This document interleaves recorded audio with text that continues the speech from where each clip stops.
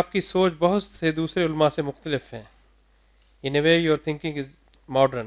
دوسرے علماء پردہ کی جو تفسیر مختلف طریقے سے بیان کرتے ہیں، کیا ہم کمپیریزن کر کے ایک عالم کو فالو کریں یا جس عالم کی جو بات بھی پسند ہے اسے فالو کریں؟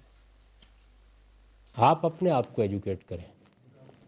دین اصل میں اللہ کی کتاب میں ہے اور اللہ کے پیغمبروں کی سنت میں ہے، تو اس کا علم حاصل کرنے کی کوشش کریں. آپ میری بات بھی سنیں، دوسرے اہل علم کی بات بھی سنیں، جو بات آپ کو اللہ کی کتاب کے مطابق لگے بس اس کو اختیار کر لیں. اپنے آپ کو ایجوکیٹ کرنے کی کوشش کریں. یہ مشکل اس لیے پیش آتی ہے کہ لوگ اپنی تعلیم کا بندوبست کرنے کے لیے تیار نہیں ہیں. جیسے ہی وہ تعلیم کے طریقے پر دین سیکھیں گے تو چند لمحوں میں ان پر واضح ہو جائے گا کہ صحیح بات کیا ہے اور انہیں کیا اختیار کرنا چاہیے. تو جو چیزیں میں نے لکھی ہیں یا بیان کی ہیں ان کے دلائل دے دیے ہیں، ان کا آرگومنٹ بیان کر دیا ہے. قرآن مجید کی اگر کوئی آیت تھی تو اس کی پوری تحلیل کر کے بتا دیا ہے کہ اس کا مطلب کیا ہے، اس کا پس منظر کیا ہے، اس میں کیا کانٹیکسٹ ہے جس میں بات کی گئی ہے. اگر کسی حدیث سے کوئی غلط فہمی پیدا ہوئی ہے تو اس کو بیان کرنے کی کوشش کی ہے. تو آپ ان کو پڑھیے، دیکھیے، علم حاصل کیجیے. اس کے بعد یہ فیصلہ آپ کو کرنا ہے.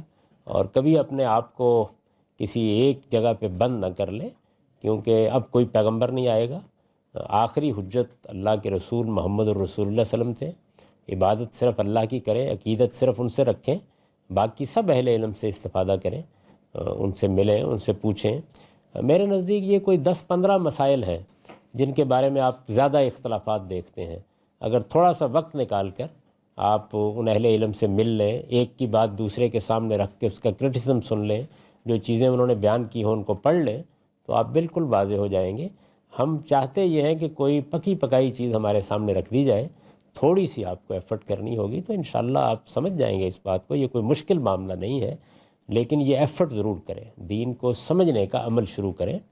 آپ بالکل یقین کی جگہ پر آ کر کھڑے ہو جائیں گے کہ یہی بات صحیح ہے.